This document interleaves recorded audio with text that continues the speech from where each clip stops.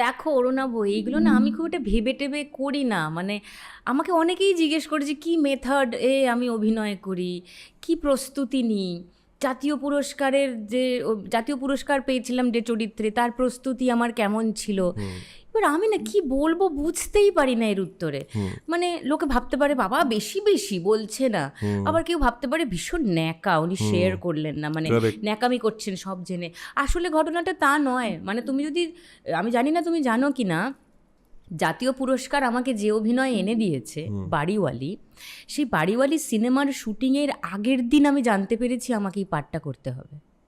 আচ্ছা, তো প্রিপেয়ার করার সময় তো ছিল না। কোথায় প্রিপেয়ার করব, Right, কখন right. প্রিপেয়ার করব? Correct, correct. কারণ ঋতুপর্ণ অনেক আগে আমাকে ডেকেছিলেন, হুম ডেকে আমাকে একটা ছোট্ট ইন্টারভিউ মতো করেছিলেন, আমি বাড়ির কাজ পারি কিনা এই সেই হুম হুম অনেক কিছু জানতে চেয়েছিলেন। আমার ধারণা উনি আমার অভিনয় কোথাও দেখেছিলেন থিয়েটারে বা কোথাও একটা, এবং শুনেছিলেন অনেকের কাছে, এবং আমাকে ডেকেছিলেন এবং বলেছিলেন যে দেখো প্রধান চরিত্র যিনি করবেন তিনি বাঙালি নন, তো তিনি ওই বাঙালি ঘরকন্নার কাজ অতটা পারেন না, তো এইটা তোমাকে সামলাতে হবে। শিলনোড়া দিয়ে বাটনা বাটতে পারো কিনা, কাপড় নিংড়ে দেখাও তো কেমন করে নিংড়োতে হয়, রাইট। হ্যাঁ চুল ঝাড়তে পারো, ভিজে চুল ঝাড়তে পারো, মানে ঝাঁটা ওই ফুল ঝাড়ু দিয়ে ঘর ঝাড় দিতে পারো, কাঠির ঝাঁটা দিয়ে বিছানা ঝাড়তে পারো। এবার খেয়াল করে দেখো এই সবগুলো কিন্তু দৃশ্যে রাইট, ছিল ছিল আমার। ছিল, হ্যাঁ। হ্যাঁ, এবার এই পুরো ইন্টারভিউটা হয়ে যাওয়ার পর আমাকে প্রডিউসার একবার মিট করতে চান।